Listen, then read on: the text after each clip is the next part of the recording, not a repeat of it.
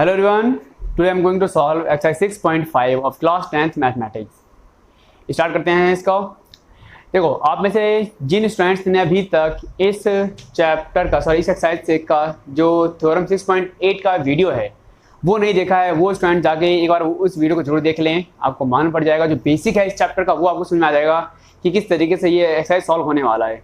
ठीक है, हालांकि ये एक्सरसाइज तो पाइथागोरस थ्योरम पे ही है, लेकिन कैसे पाइथागोरस थ्योरम को हमने साइड एंगल साइड या कॉन्ग्रुएंसी और ये सिमिलैरिटी की हेल्प से सॉल्व किया है वो आप देखेंगे। स्टार्ट करते हैं फर्स्ट क्वेश्चन से। कह रहा है कि sides of triangle are given below, determine which of them are right triangles. In case of right triangle write the length of its hypotenuse. कि आपको कोई ये साइड्स की लेंथ दी हुई है किसी ट्रायंगल की, और ये कह रहा है कि ये बताओ कि क्या ये जो है किसी राइट ट्रायंगल के साइड्स हो सकते हैं या नहीं, और अगर हो सकते हैं तो हाइपोटेनस निकालो। अगर ये राइट ट्रायंगल के साइड्स हैं तो एक चीज़ याद रखना, जो इनका हाइपोटेनस है वो तो सबसे बड़ा साइड लंबा जो साइड होता है वो होगा। अब हमें प्रूव करना है कि ये राइट ट्रायंगल का है या नहीं है, तो क्या करेंगे, ये देखेंगे 25 का स्क्वायर क्या होगा हमारा 625 सेंटीमीटर स्क्वायर, और देखो 7 का स्क्वायर 49 और 24 का स्क्वायर 576। इसको ऐड करते हैं, 7 का स्क्वायर प्लस 24 का स्क्वायर, ये क्या हो जाएगा हमारा 49 प्लस 576 इक्वल आएगा 625, और ये इक्वल हो गया हमारा 25 के स्क्वायर के बराबर। ओके, तो हम क्या देख रहे हैं कि 7 का स्क्वायर प्लस 24 का स्क्वायर जो है ये 25 के स्क्वायर क्या आ रहा है। इसका मतलब है hence these are the sides of a right triangle, कि ये राइट ट्रायंगल की साइड्स हैं। क्योंकि राइट ट्रायंगल में अभी आपने थ्योरम पढ़ा है कि AC का स्क्वायर इक्वल टू AB का स्क्वायर प्लस BC का स्क्वायर, या इन शॉर्ट बोलूँ तो हाइपोटेनस का स्क्वायर इक्वल टू बेस का स्क्वायर प्लस परपेंडिकुलर का स्क्वायर, या ऐसे भी कह सकते हो कि हाइपोटेनस का square equal to sum of two other sides, square of two other sides. Okay, तो इस टाइप से हमारा क्या होगा, ये हमारा आ रहा है कंडीशन, तो इसका मतलब क्या है कि ये हमारा और जो साइड्स राइट ट्रायंगल के साइड्स ये होंगे। इसमें जो सबसे बड़ा साइड है वही हाइपोटेनस होता है, तो हाइपोटेनस क्या होगा हमारा 25 सेंटीमीटर, ये हो गया। इसके बाद अब देखो इसका, जैसे अब इसका सेकंड पार्ट है, इसमें क्या कह रहा है 3, 8 और 6 सेंटीमीटर, 3 सेंटीमीटर 8 सेंटीमीटर 6 सेंटीमीटर। तो छोटे वाले साइड कौन से हैं, 3 और 6, इनका स्क्वायर देखते हैं। 3 का स्क्वायर इक्वल्स टू 9, 6 का स्क्वायर इक्वल्स टू 36 और 8 का स्क्वायर इक्वल्स टू 64। नाउ 3 का स्क्वायर प्लस 6 का स्क्वायर इक्वल 9 प्लस 36 इक्वल 45 आ रहा है, यानी कि 3 का स्क्वायर प्लस 6 का square is not equals to 8 का स्क्वायर, कि 8 का स्क्वायर की इक्वल नहीं है। जिसमें आप लिख दोगे कि hence these are not the sides of right triangle, ये राइट ट्रायंगल की साइड्स नहीं हैं। तो इस तरीके से आपको क्वेश्चन जो है फर्स्ट के चारों पार्ट आप लोग सॉल्व कर सकते हो। इसे आप नोट करिए, फिर मैं इसका सेकंड पार्ट सॉल्व करता हूँ। सेकंड क्वेश्चन देखो स्टूडेंट, ये हमें डायग्राम दिया हुआ है PQR और PM, डायग्राम हमने अपने आप बनाया ड्रॉ किया है।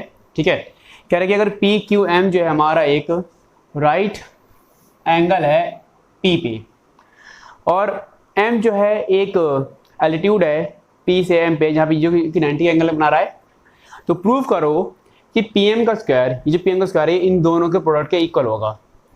तो अभी जी देखो, अभी हमने थ्योरम 6.7 में पढ़ा है कि जब कोई ऐसा एल्टीट्यूड हम हाइपोटेनस पे ड्रॉ करते हैं तो तीनों ट्रायंगल आपस में सिमिलर होते हैं, यानी कि ये QMP सिमिलर होगा इस PMR के, ये QMP यहाँ पे QMP आएगा यहाँ पे, QMP सिमिलर होगा इस PMR के,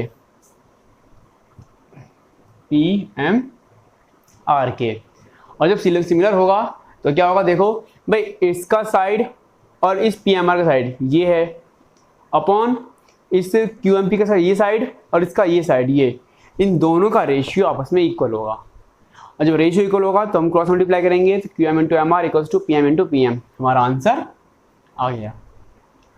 और जैसे ही क्वेश्चन मैंने सॉल्व किया ना इसी तरीके से, ऐसे ही आपको ये क्वेश्चन नंबर 3 भी सॉल्व करना है, जिसमें आपको डायग्राम दिया हुआ है, सेम क्वेश्चन है, डिट्टो ऐसा ही है, डिट्टो जैसे ही है ना, बिल्कुल ऐसा ही है। क्या किसी के मन में ये भी डाउट भी आ रहा है क्या कि ये सर पीएम पीएम क्यों आ रहा है? तो क्लियर कर दूं, यहाँ पे आप देखो क्यू एम पी है, यहाँ पे ये आपका पी एम आर है, तो ये साइड अपॉन ये साइड, ये साइड अपॉन ये साइड, इसीलिए Q M upon P M और P M upon M R, P M upon M R. बस ये है कि ये पी एम दोनों में कॉमन है साइड, ठीक है। तो इस तरह से ये हमने सॉल्व किया है, तो जल्दी से नोट कर लें। फिर थर्ड क्वेश्चन के तीनों पार्ट्स इसी तरीके से होंगे सॉल्व, ठीक है ना, डायग्राम हमें ऑलरेडी दिया हुआ है। देन 6th पार्ट करेंगे इसके बाद, सॉरी 4th पार्ट, पहले ये देखते हैं, थर्ड सेकंड पर आप लोग नोट कर लो, फिर मैं थर्ड करता हूँ। देखो student, third question same second की तरह ही है, हमें ए बी सी डी दिया हुआ है, सी जो है परपेंडिकुलर है, ए सी जो है ये हमारा परपेंडिकुलर है। पहले हमें प्रूफ करना है कि ए बी का square B C into B D होता है। तो देखो इसमें हम क्या लेंगे, हम लेंगे ये बी सी ए और बी ए डी। मैंने क्या बताया आपको 6.7 थ्योरम में, जो तीन ट्राइंगल हैं बी ए सी डी बी ए सी, ये तीनों आपस में क्या हैं, सिमिलर हैं। जब तीनों आपस में सिमिलर हैं तो हम 1 बाय 1 तीनों ट्राइंगल को लेंगे। पहली बार हमने B C A B A D लिया, फिर हमने बी सी ए सी डी लिया, फिर हमने ए सी डी और बी ए डी ले लिया। तीनों ट्राइंगल को 1 बाय 1 हमने ले लिया। जब हम तीनों ट्राइंगल को 1 बाय 1 लेंगे, ठीक है, उसके बाद जो उनके कॉरस्पॉन्डिंग साइड से इक्वल हैं उनको हम लेंगे। अच्छा, यहाँ पे एक बात ध्यान रखना, जब भी आप ये सिमिलर लेते हो, ये जो तीन वर्ड होते हैं ना, ये ध्यान से लिखे करो। आप अगर बी ए डी लिखते हो और बी डी ए लिखते हो, दोनों में बहुत फर्क है। अगर आपने बी ए डी लिखा हुआ है, इसका मतलब क्या है कि ये जो बी सी है ये इस ए बी के इक्वल है, ये सी ए इस ए डी के इक्वल है और ये बी ए इस बी डी के इक्वल है, ठीक है। लेकिन जैसे आप इसको डी ए बी कर दोगे या इसको बी ए डी को बी डी ए कर दोगे, तो क्या हो जाएगा कि यहाँ का बी सी इस बी डी के इक्वल हो जाएगा, ठीक है ना। तो ये छोटा सा फर्क आपको मालूम होना चाहिए। तो पहला क्या लिया मैंने, पहला मैंने लिया B C A equals to B A D. अब देखो, अब जब मैंने यहाँ पे ये ले लिया ना, अब उधर देखने की जरूरत नहीं है। आप यहाँ से देखो, ये बी सी अपॉन ये बी ए लिया हमने, लास्ट के दो B A upon B D, B A upon B D, cross multiply कर दिया, आंसर आ गया। नेक्स्ट मैंने क्या लिया, बी सी ए और ए सी डी सिमिलर लिया है, बी सी ए और क्या है हमारा ए सी डी, यानी इन दो ट्राइंगल को हमने इक्वल लिया है, सिमिलर है। तो दोबारा फर्स्ट के दो, फर्स्ट के दो, लास्ट के दो, लास्ट के दो, क्रॉस मल्टीप्लाई कर दिया, आंसर आ गया। नेक्स्ट ये ट्राइंगल, ये ट्राइंगल और ये पूरा ट्राइंगल, इसमें क्या करेंगे हम, ये लास्ट के दो, लास्ट के दो, फिर ये दो सी डी, यहाँ पे ए डी, क्रॉस मल्टीप्लाई करेंगे, आंसर आ गया। इतना सा क्वेश्चन है, ज़्यादा टफ नहीं है, बहुत ही ईजी क्वेश्चन था ये, बहुत ही छोटा सा प्यारा सा, नोट कर लीजिए। बस खाली आपको सिमिलरिटी का ध्यान रखना है, जो प्रॉपर्टी है 6.7 की उस प्रॉपर्टी का ध्यान रखना है कि इस प्रॉपर्टी से ये इक्वल है, बस। फोर्थ क्वेश्चन कह रहा है कि एक आइसोसेलेस ट्राइंगल है ए बी सी, यहाँ पे ए सी और बी सी इक्वल है, प्रूव करो कि ए बी का स्क्वायर जो है इसे ट्वाइस ए सी का स्क्वायर होगा। तो बहुत ही इजी क्वेश्चन है, ज़्यादा टफ नहीं है ये। इसमें आप ले सकते हो कि बाय थ्योरम 6.8, ठीक है ना, या फिर जो थ्योरम में 6.8 में स्टेटमेंट लिखा हुआ है ना, कि वो आप स्टेटमेंट लिख दो कि हाइपोटेनस का square is equals to the sum of square of two sides. Okay, तो इसके अकॉर्डिंग क्या हो जाएगा हमारा, ए बी का square equals to A C का स्क्वायर प्लस बी सी का स्क्वायर। लेकिन हमें गिवन है, क्या गिवन है, गिवन दैट कि A C equals to B C के है, तो क्या हो जाएगा ये, A B square equals to A C square, B C की जगह ए सी लिख दो, और ये हो जाएगा आपका A B square equals to twice A C square. हो गया सॉल्व ये, बस इतना सही क्वेश्चन है, ठीक है। यहाँ पे बेटा वो स्टेटमेंट लिख देना आप लोग कि स्क्वायर ऑफ, सॉरी लिखता हूँ मैं, ये रहा, square of hypotenuse equals to sum of square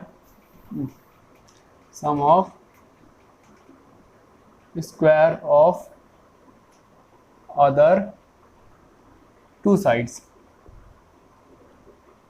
जो बाकी की दो साइड्स हैं उनके स्क्वायर के इक्वल है, यानी कि AC का स्क्वायर प्लस BC के स्क्वायर के इक्वल है। हो गया प्रूफ ये हमारा, बस इतना सही है, इसमें आंसर आ गया, खत्म कहानी।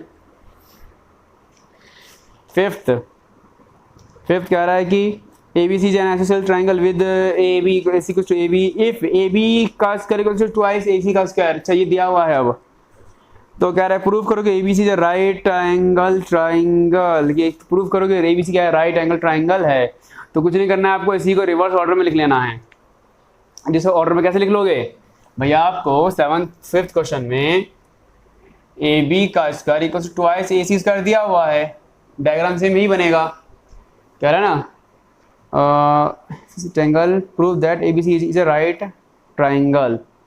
ओके, तो AC इक्वल्स टू BC। हाँ, तो हमने क्या AB square equals to twice AC square. इसको क्या लिख दोगे कि AB का स्क्वायर है, AB का स्क्वायर इक्वल्स टू AC का स्क्वायर प्लस AC का स्क्वायर, और AC के स्क्वायर की जगह लिख देना BC का स्क्वायर, ठीक है। और फिर ये बन जाएगा आपका थ्योरम कि square of hypotenuse sum of square of other two sides, hence triangle, hence फिर लिख देना hence triangle ABC is a right triangle. बस ऐसे हो जाएगा सॉल्व ये, ठीक है। ज़्यादा डिटेल सॉल्व नहीं किया मैंने, या आप अपने आप कर सकते हो। नेक्स्ट क्वेश्चन देख लो इसके बाद, sixth part. ABC is an equilateral triangle of side 2A, find each of its altitude। Okay, length की यानी कि एल्टीट्यूड की लेंथ निकालनी है 2A पाइथागोरस थ्योरम से। 2A का होल स्क्वायर प्लस A का होल स्क्वायर 4A 5A का स्क्वायर, तो रूट 5 ही आएगा आंसर। चलिए पहले इसे नोट करिए, फिर मैं करता हूँ। देखो स्टूडेंट, सिक्स्थ क्वेश्चन में क्या कह रहा है कि ABC कोई इक्विलेटरल ट्रायंगल है। भाई अगर ये 2 है तो ये भी सब 2 ही होंगे, ठीक है। कह रहा है अगर कोई एल्टीट्यूड है 90 का एंगल बनाएगा, कह रहा है कि इस एल्टीट्यूड की हाइट फाइंड करो। अब देखो भाई ये ना इसको दो पार्टों में बाइसेक्ट करता है इस D को, यानी कि अगर ये 2A है तो ये हो जाएगा A। ओके, अब आपको AD निकालना है, तो पहले हम लिख लेते हैं BC equals to 2A, BD equals to AB equal BC equal CA equals to 2A है, and BD equals to half of BC, तो ये जाएगा half of 2A equals to A। हमारा A आ रहा है ये, तो अब देखो पाइथागोरस थ्योरम से AB का स्क्वायर इक्वल्स टू BD का AD का स्क्वायर प्लस BD का स्क्वायर, यहाँ पे 2A का होल स्क्वायर, ये AD का स्क्वायर रहेगा, यहाँ पे A का स्क्वायर हो जाएगा। इसको उठा के इधर ले आओ, 4A स्क्वायर माइनस का A स्क्वायर, यहाँ पर AD का square, 3A square equal AD का square, AD equals to root में 3A स्क्वायर, रूट से स्क्वायर कट जाएगा, क्या हो जाएगा हमारे पास A रूट 3 आंसर। बस इतना सा काम करना था इस क्वेश्चन में, ज़्यादा टफ नहीं था। 7 कह रहा है कि prove that the sum of the square of the sides of rhombus is equal to the sum of the square of its diagonals. थोड़ा सा टफ है ये क्वेश्चन, 7th क्वेश्चन।